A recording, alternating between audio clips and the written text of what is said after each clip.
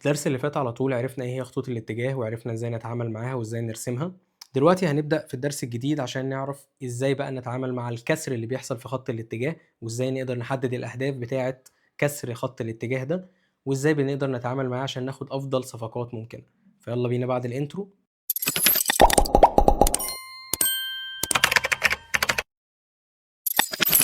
السلام عليكم ورحمة الله وبركاته. ايه الأخبار يا جماعة؟ رب تكون الناس تكون بخير. أنا دكتور خالد البربري ودي دورة تعليم التحليل الفني. طيب خلينا نبدأ على طول كده مع بعض إن شاء الله، ونبدأ نعرف في خطوط الاتجاه. احنا عرفنا مع بعض الدرس اللي فات ازاي نرسم خط الاتجاه. لازم يكون عندي طبعا نقطتين متتاليين وخدنا امثله على الشارت، ولكن واحنا بنرسم لقينا ان بيحصل حاجه اسمها كسر خط الاتجاه. يعني ايه كسر خطوط الاتجاه؟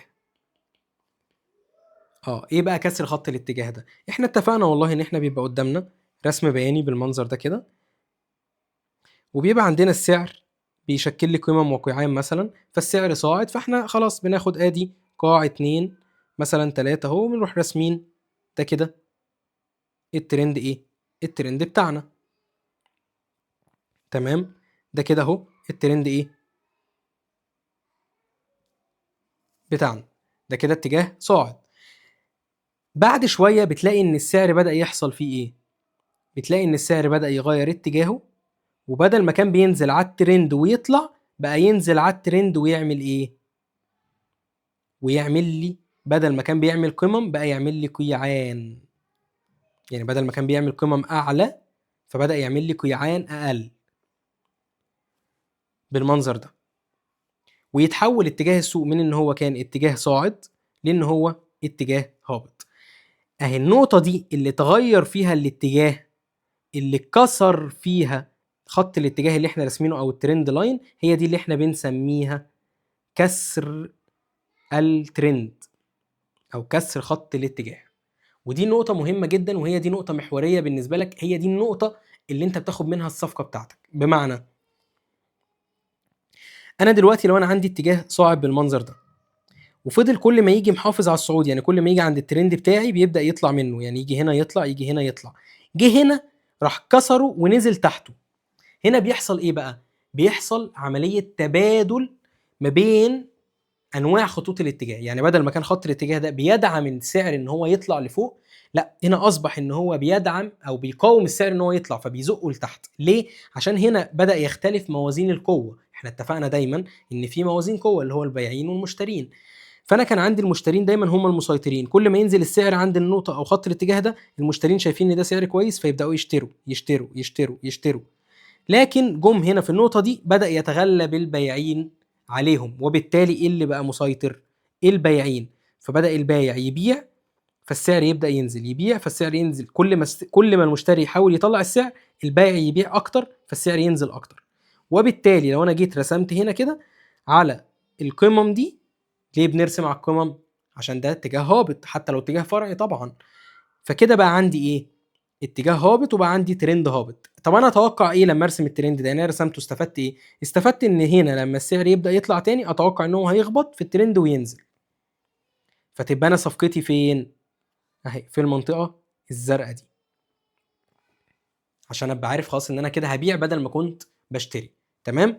طيب لما حصل الكسر هنا في المنطقه اللي فوق دي، هل لما السعر يكسر بالمنظر ده كده صح ان انت تشتري؟ لا طبعا. ليه؟ لان هو خلاص حصل خلل في موازين القوه، والسعر بدا ينزل، واتكسر لي خط الترند اللي قاعد بقاله فتره طويله، بقاله فتره زمنيه طويله. انت بتتكلم هنا في فتره كبيره، ايا كان بقى شهر 2 3 يوم 2 3 ايا كان، فانت بتتكلم في فتره طويله. كون ان يحصل فيها كسر، فده لازم يحصل ايه؟ يحصل تبادل في الخط الاتجاه. وبالتالي هنبدا نشيل من دماغنا شويه فكره الشراء ونبدا نركز على البيع. وهنتاكد امتى؟ لما يبدا بقى يعمل لي ايه؟ يعمل لي قمه وينزل منها، وقمه تاني وينزل منها، فاقدر ارسم فعلا خط ترند جديد هابط. ساعتها يتاكد عندي ان ده اتجاه فرعي. فهمنا؟ حلو جدا. طيب يبقى ده كده كسر الايه؟ خط الاتجاه. طيب ناخد مثال تاني. لو انا عندي اتجاه هابط مثلا، فالاتجاه الهابط بيبقى عامل كده، فانت واحد بتشتغل فرحت راسم خدت الاتجاه الهابط. انت فهمت من دكتور خالد ايه؟ ان انا عندي ادي قمه وادي قمه، ماشي، وادي واحده ثالثه، فانا برسم على اول اتنين، والثالثه ايه بتكون غالبا بتعدي من بعدهم، او حتى لو الثالثه دي بعديهم بشويه يعني مش مشكله. يعني ممكن، اللي انا اقصده يا جماعه ان ممكن يكون عندي هنا قمه مثلا عامله كده ودي عامله كده، فلا يبقى انا هرسم على دي، مش هغير يعني خط الاتجاه بتاعي. خلاص كده، فانا عندي اتجاه هابط اهو. حلو جدا. جيت بقى فجأة لقيت ايه اللي حصل؟ لقيته نزل هنا كده وبعدين راح ايه؟ راح عمل كده. يبقى النقطة دي هنا كده ايه حصل؟ ايه هنا في النقطة دي؟ كسر خط الاتجاه الايه؟ الهابط. طيب امتى اقول ان اللي فعلا الاتجاه اتغير؟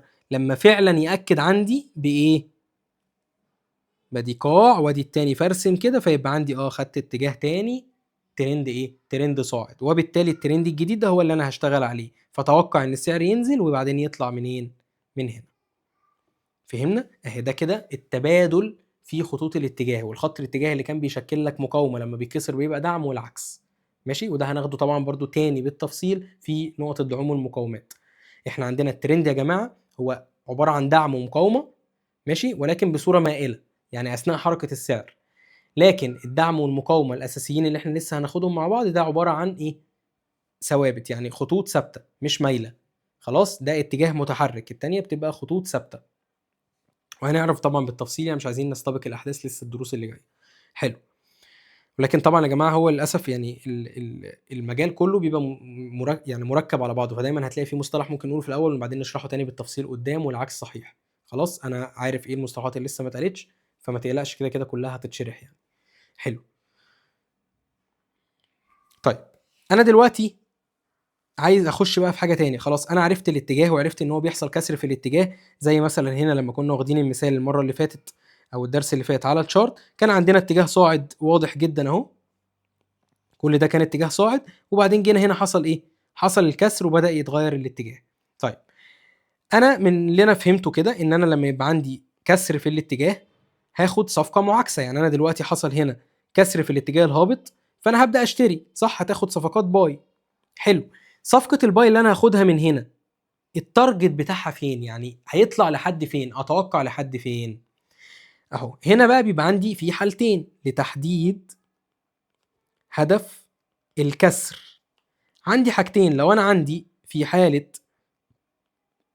الاتجاه الصاعد وفي حالة الاتجاه الايه؟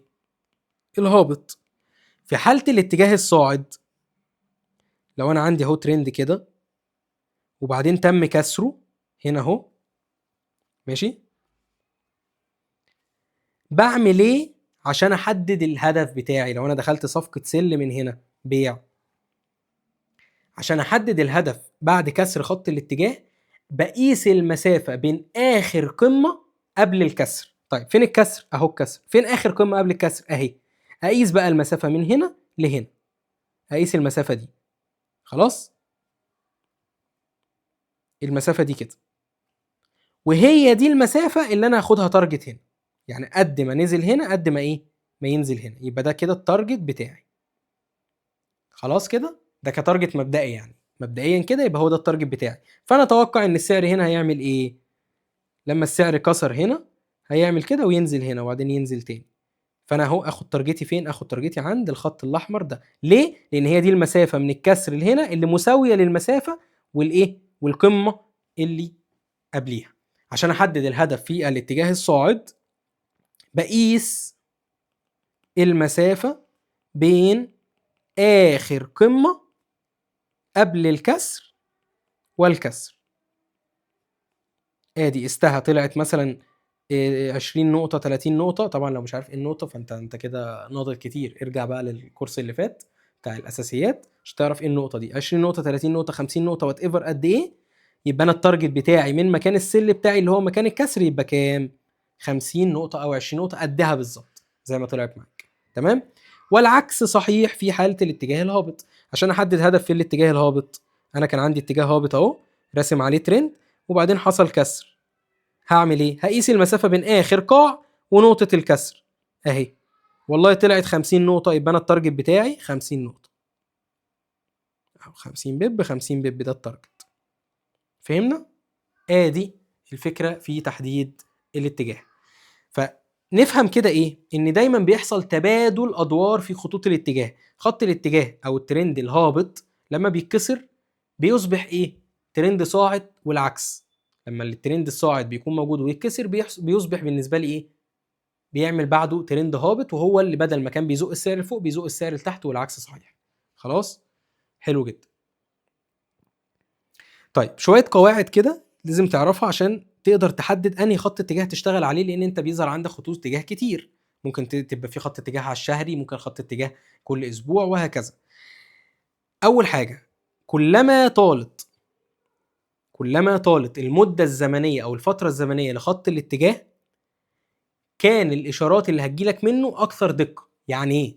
يعني خط الاتجاه اللي هرسمه على مدار شهور بالمنظر ده كده، لما السعر ينزل عنده ده اكثر دقه. يعني ابقى عارف ان الصفقه دي دقتها كويسه، يبقى فعلا هتزق السعر. ليه؟ لانه قاعد اطول فتره ممكن. ماشي؟ طيب دي اول نقطه. تاني نقطه، كل ما زاد عدد مرات الارتداد من خط الاتجاه، كل ما زاد اهميته وتاثيره على السعر. يعني ايه؟ يعني كل ما يكون خط الاتجاه بتاعي حصل عنده ارتداد اكتر من مره، يعني كل مره بيحترمه، ادي مره 2 3 4، كل ما زادت العدد المرات دي كل ما عرفت ان هو هيفضل ايه؟ ملتزم بده اكتر. وكل ده ما يكون الترند ده بالنسبه لي مهم. يعني لو انا عندي ترند بالمنظر ده وترند تاني عامل كده مرتين بس، انهي اهم؟ طبعا رقم واحد مش رقم اتنين. ليه؟ لان ده عمل ارتدادات اكتر. تمام؟ طيب رقم 3، ودي مهمة قوي في ناس ما تاخدش بالها منها، ان تكون درجة ميل خط الاتجاه ما تكونش حادة قوي وما تكونش مسطحة قوي. يعني ايه؟ تكون متوسطة، يعني زي ما نقول كده من زاوية 40 ل 50، يعني قول 45 درجة. يعني ايه؟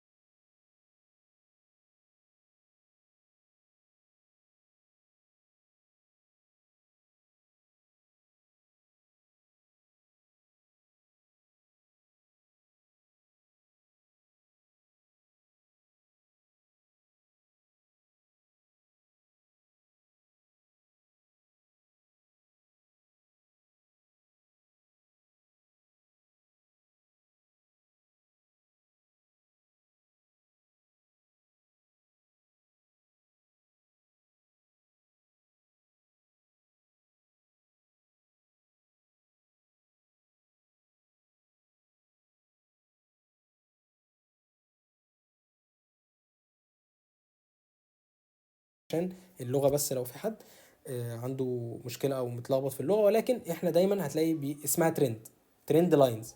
تمام كده، عشان حتى لما تيجي تحلل ولا كذا بتبقى المنصات بالانجليزي، فتبقى فاهم ان ده اسمه ترند لاينز، وهي خلاص هي الكلمة الدارجة بالنسبة لنا. تمام كده احنا خلصنا كل ما يخص الترندات. ان شاء الله الدروس الجاية هنبدأ نخش في الدعوم والمقاومات والقنوات السعرية، ولكن احنا خدنا كده الاساس وفهمنا حاجات اساسيات كتير هتلاقيها متكررة معانا. يعني معظم الكلام اللي احنا قلناه هتلاقيه متكرر بشكل كبير جدا في الدعوم والمقاومات وفي القنوات السعرية. فتابع معانا الدروس الجاية ان شاء الله عشان ما يفوتكش اي حاجة، ونتقابل الدرس الجاي، والسلام عليكم ورحمة الله وبركاته.